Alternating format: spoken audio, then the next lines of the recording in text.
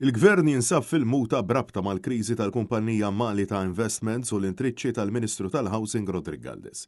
Dan kif fil-jiem li għaddew Net News bat sensiela ta' domandi kemm lill-Ministru Galdes innifsu kif ukoll il-Ministru tal-Finanzi Clyde Caruana madankollu minkejja li jippontifikaw fuq it-trasparenza mill-ġimgħa baqgħu ma weġbux għall-mistoqsijiet. Lil Clyde Caruana staqsejnieh jaqbilx mad-direzzjoni strateġika imposta fuq il-kumpanija Malta ċew il-fatt li assorbu wkoll proġetti tal-housing soċjali mossa li kontribwixxiet għal kriżi finanzjarja li għandha. Dan kif l-isma tal-kumpanija tikomplu niżlin bil-valur issa jonqos għal 37 ċenteżmu. Għalhekk saqsejna lill-Ministru Caruana dan jinkwetaħx flimkien ukoll mar-riżenji waħda wara l-oħra li qed tara l-kumpanija. Saqsejnieh jaħsibx li d-dejn hux sostenibbli u x'passi se jkun qed jieħu l-Gvern la darba għandu 82% mis-sem tal-kumpanija.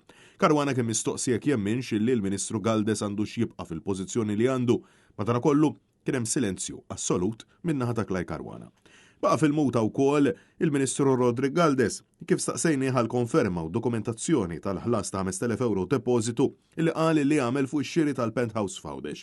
Staqsejnieh jikkonfermalna permezz ta' dokumentazzjoni il-ftehim preliminari fost oħrajn il-prezz maqbul, id-data u t-termini. Staqsejna meta konferma l-beħ l-ammont eżatt ta' kemm ħallas taxxa tal-bol fuq il-proprjetà u fuq liema data tħallset. Lil Galdes staqsejnieh biex għal ġieħi trasparenza u bħala Ministru li huwa fl-aħħar mill-aħħar kontabli quddiem il-poplu jipprovdilna dokumentazzjoni u rċevuta uffiċjali ta' dan kollu.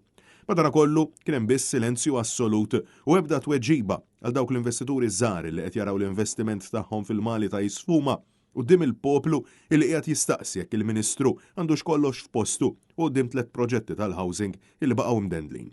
Minħata Galdes kien hemm biss skit totali u baqa' jaħrab dawn id-domandi leġittimi.